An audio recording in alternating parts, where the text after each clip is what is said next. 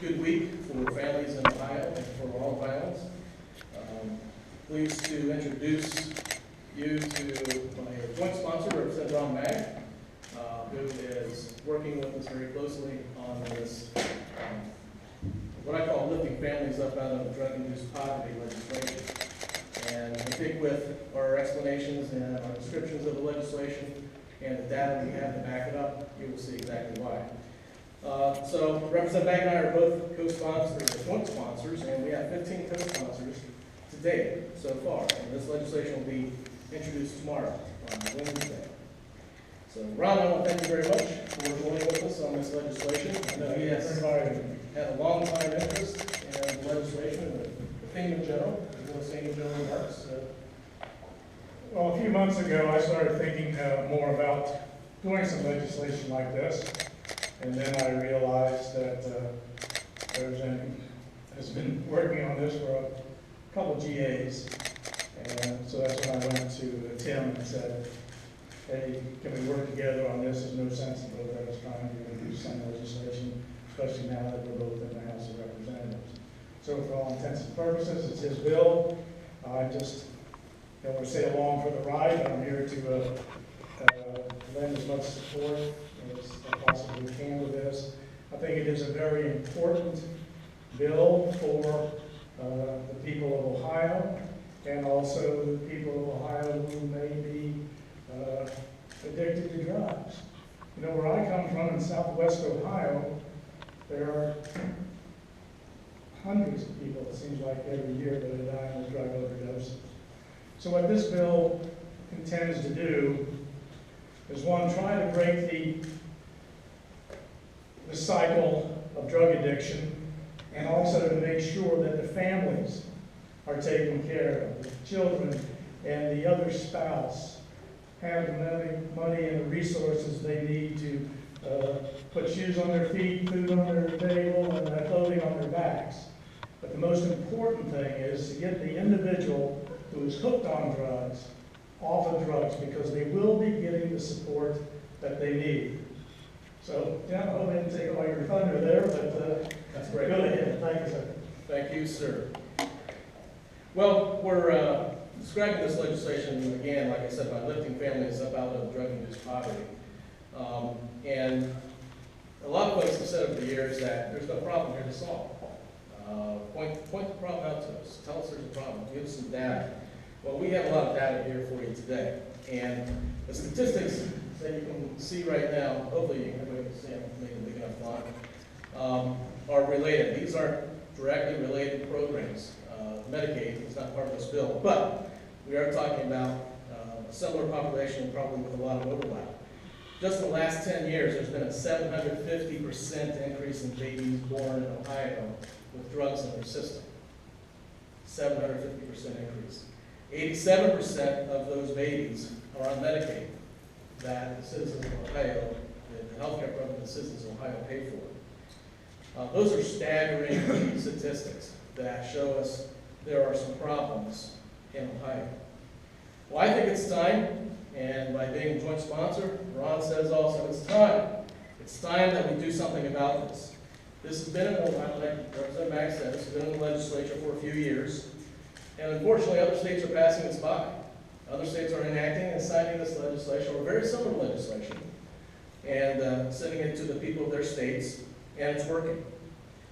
This legislation will lift families out of the drug-induced poverty that they're suffering from right now, and hopefully we can break that cycle of drug-induced poverty that Representative Maag referred to. The legislation is not a means to deny benefits, absolutely not, but rather a means to identify and help these families in need. I believe firmly that it is absolutely the compassionate thing to do.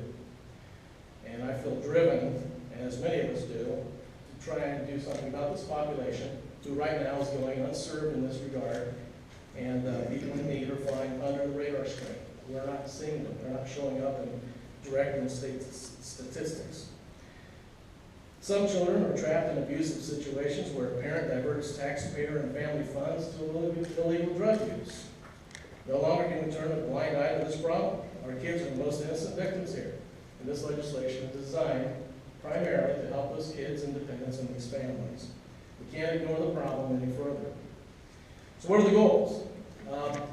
If you've been around the State House for a few years, you'll notice that the goals are pretty different from where we started several years ago. Very, very different. We now address kids getting the resources, the taxpayer resources. We want to make sure that dependents and the families are taken care of. And also, we've added a treatment component for the drug abuser and the family. We're not going to let the drug abuser hang out there without treatment and just to suffer. So, number one, we want to help the kids, and we want to direct taxpayer funds for those who complete the application process and we identify as having a drug problem. We want to make sure that funds, state taxpayer funds, go to protect the payees. Protect the payees will take care of the families then. They will have resources, the state taxpayer resources, the money, and the money will no longer be going down the street to the local drug dealer and purchasing illegal drugs with taxpayer money. 81% of the Ohio Works First recipients are children. 81% of the recipients of this program are kids. Number two, treatment of the drug abuser. Most applicants with a drug problem will be Medicaid eligible, and that will pay for non-residential treatment. But for others, the bill appropriates $100,000, which was a commitment made by the Kasich administration several years ago to us. That will help get these folks clean off drugs and lift these families up out of the drug-induced poverty. And thirdly, we need to protect the taxpayer. The taxpayer is footing this bill. The taxpayer is funding this program. And we should never tolerate taxpayer dollars ever being used to buy illegal drugs in Ohio. We want to keep the taxpayer whole and make sure his and her money, the Buckeye taxpayer's money, is not in the drug dealer's hands. Well, some of the features of the legislation include a 2-year 3-county pilot program for the Ohio Works First Cash Assistance Program. That will generate statistics to assure that, or to assess current abuses and see where we're at in the program in the state of Ohio. Also, Ohio Works First dollars will get to their intended recipients, the children and dependents of the applicant's family. Again, the money won't be diverted to the drug dealer down the street. It's going to go to those people that you and I as taxpayers intend for it to go. Substance abuse screening will make it constitutional in the Fourth Amendment's protection from unreasonable search, unlike the first legislative attempts in that state up north and in Florida. Also, to protect the payees are the institutions or family members who the local JFS, Job and Family Services Office, caseworkers will place in control of the funds. This is a critical link, and this is a tested doctrine in other parts of the revised code in other states, and we're going to borrow that doctrine as a remedy here to make sure the kids are taken care of in all these families. And of course, the treatment for the drug abuser is very, very important. You see here a very simple, it's really quite simple, flow chart. And it's not, I don't think you can see the pointer on the TV screen. That is a flow chart. If you have a copy of the presentation in front of you there, that's a flow chart of how it'll operate. There you can see where the person takes the screening, the applicant takes the screening. If they don't pass that, then they go to the drug test. But I would estimate 80 to 90% won't even have a problem with screening. They will go through the application process as usual. They'll receive the benefits if they're eligible, and the family gets the benefits immediately. But you can see through that flow chart how we intend the process to work.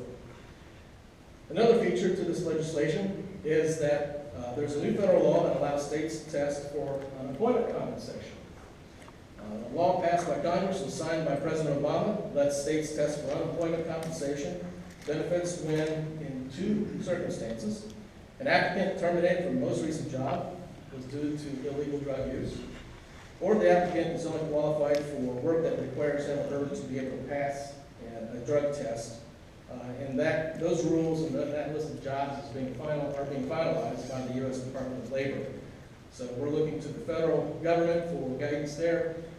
As soon as this bill passes, this part won't take effect, obviously, until the federal law, the federal rules are written and adopted. That's it.